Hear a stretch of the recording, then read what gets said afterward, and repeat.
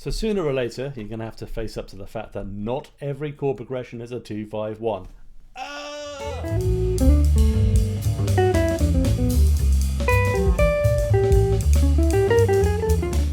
Okay, so this is a chord progression that used to really confuse me. It's a move from D minor, for instance, to D flat diminished seventh to C minor 7. That's in the key of B flat, or in the key of C, E minor, say, E flat diminished, D minor 7. So 3, flat 3 diminished, 2. Okay, where the 3 and the 2 are both minor sevenths or minor chords, right? This used to really confuse me, and it comes up a lot, but nobody really seems to talk about it that much. So, for instance, tunes off the top of my head where it occurs: Body and Soul, Night and Day, Embraceable You. Some versions of Stella by Starlight have a version of it. How Insensitive. Loads more that I just can't think of off the top of my head. You know, that'll get you started, right? Things like Pennies from Heaven. I Can't Give You Anything But Love. A lot of the older tunes, right, have this chord progression in. How do we deal with it? Because it's not a 2-5-1, and obviously that diminished chord, and diminished chords are always a bit sort of strange and exotic anyway. So the first step I would advise to anybody, always with any chord progression to any song, is to try and get to grips with the chord tones. So we can start with the chord shapes themselves. Now if you look, if I just take this simple shell voicing version of it, I'll play that again. Hopefully you can see that there's a minor third moving down like this chromatically each time, but the top note is diatonic. Now often when you see this thing in the wild, you'll see a diatonic melody on top of the diminished chord. I just thought of another one. Someday my prince will come. So okay, so E minor 7, that diatonic note stays the same, and often you'll see it moving like this. So that's a diatonic step down in the key of C, from going from B to A, like a 7th to the 6th. That's really common. For instance, in G major, you see that a lot, or you hear that a lot in all sorts of tunes, especially ones from the pre-war era. Okay, so with that in mind, that's good to know that sort of voice leading, but obviously you can practice the chord tones through the chords. So for instance, E minor 7.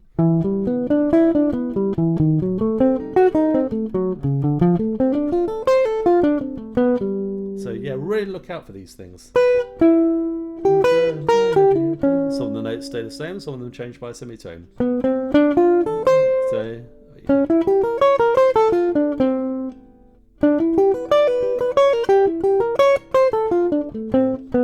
I'm always looking out for things like that, like the way they sort of move. So that's the first step, and actually even if you just play a few choice chord tones from the progression,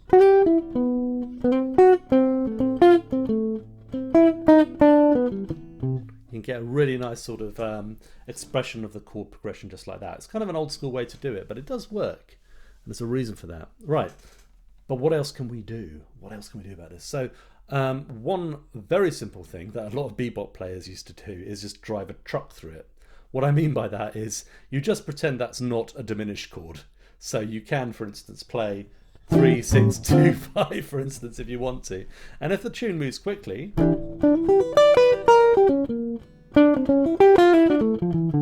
it kind of doesn't really matter, you know. Now, perhaps a more interesting substitution is changing that D flat diminished 7th for a D flat minor 7th. So we go chromatically down there, and that can work very nicely for, especially if you don't just play them up each time, but you know. So that's kind of thing. So that is very boppy, and you can hear it in the Charlie Parker, Dizzy Gillespie, all sorts of that kind of music. Well, you know what I mean, hopefully. Now, what's quite interesting is when they actually use that substitution with the melody, and they have to change the melody slightly to deal with it. So the example I can think of is Darn That Dream, with the original chord progression towards the end of the A section was something like this.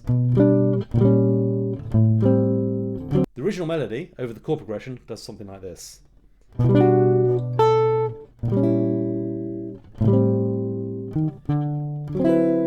So in that case, you've got a diatonic melody, or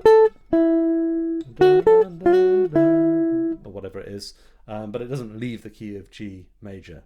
Now, if we put, instead of a B flat diminished chord, which is the original chord, if we instead exchange it, as a lot of modern charts do, for a B flat minor seventh, you actually have to change the melody because these notes don't work over a minor seventh.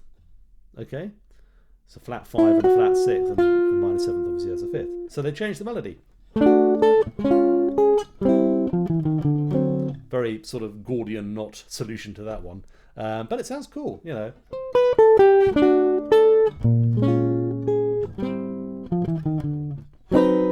And I think that's such a common substitution now, a lot of people don't realise that it was ever changed to start off with. Okay?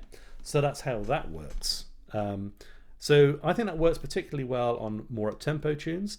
Now I think when you have something like, for instance, Hound Sensitive, where you're just moving quite slowly and the melody is very sort of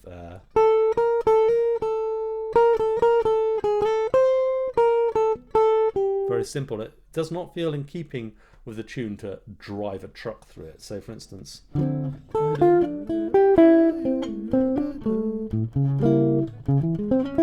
ooh, horrible, right? Can't do that. What about the 6, like G7, like 9 or whatever in this case?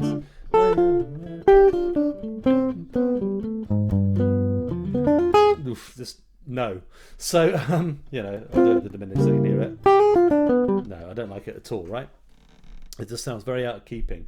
And part of the reason for this is, I mean, if you're a theory nerd, you could say, well, G7, D flat diminished 7th, and D flat minor 7th are all linked together by the same scale, which is the G half whole, the G dominant diminished.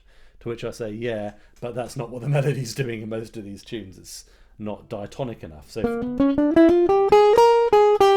you know, you've got a repeated A in Hound Sensitive, and if you go, that's a flat and a B flat, so you definitely don't have any A. So you kind of lose the sense of the song. So what do you do? Well, in this particular case, I do something very simple. I just basically move from the D minor, you know, mode, probably playing like a, you know, some kind of minor scale over the D minor. I'll move to a D harmonic minor because basically the D flat or C sharp diminished 7th is very simply parented by the harmonic minor scale up a half step. So that's very smooth. I can easily make that change.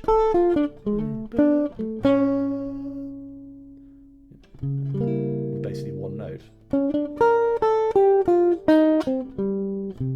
The tricky thing about that actually is not getting from the D minor to the D flat diminished 7th, or the D minor to the D harmonic minor, but to actually get into the C minor afterwards. So you might need to practice that a little bit. It's nice, isn't it? So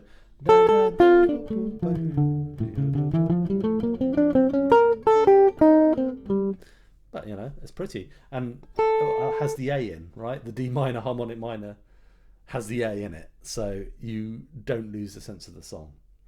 And a lot of the time that's quite a good solution. Another way of looking at the same thing is to use a 2/7 and just raise that 1 degree of the 2/7 up by half step. So what does that mean in English? In the key of, this is basically in B flat, right? We're going B flat eventually, from D minor moving to B flat. So in this case I would use a C7 and raise that C to a C sharp, which is the same thing as a D harmonic minor, but it allows you to use your bebop licks. So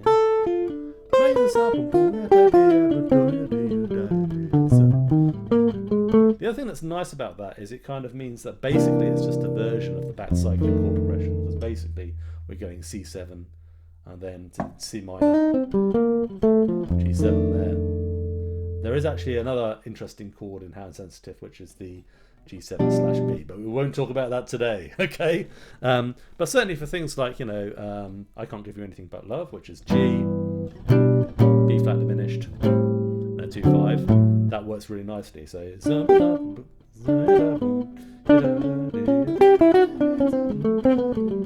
play it again.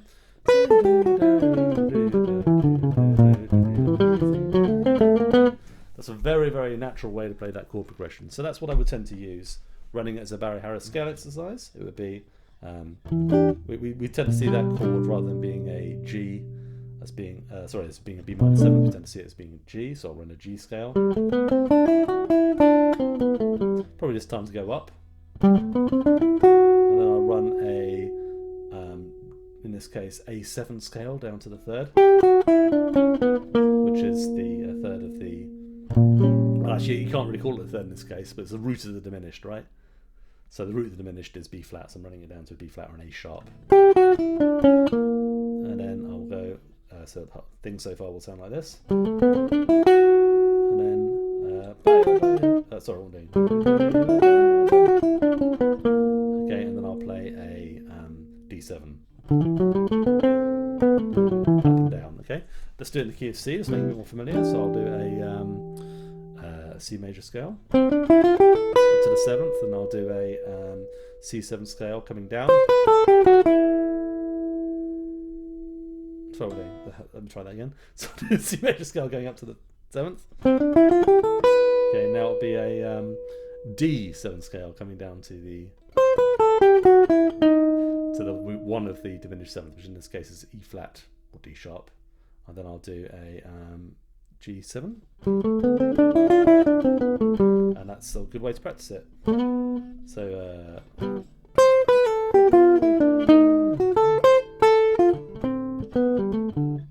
you know, if I'm playing,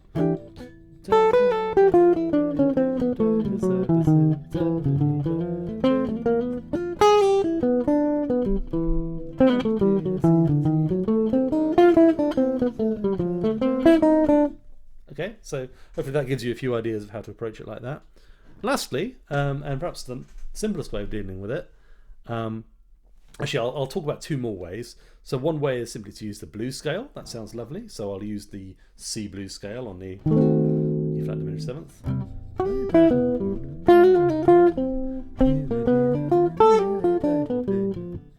And then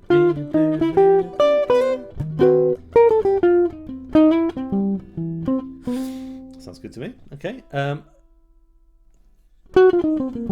Sorry, I was playing wrong, wasn't I?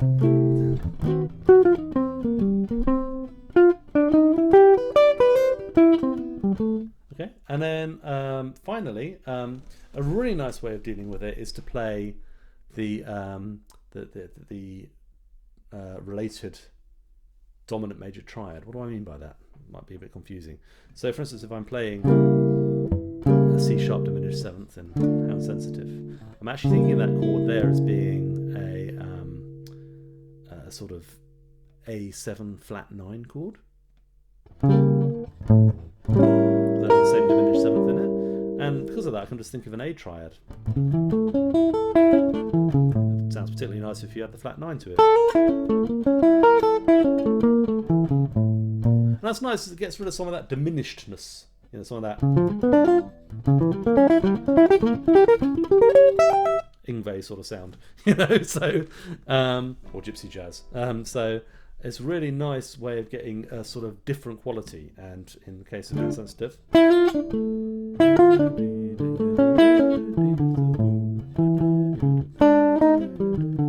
do with the flat 9 now.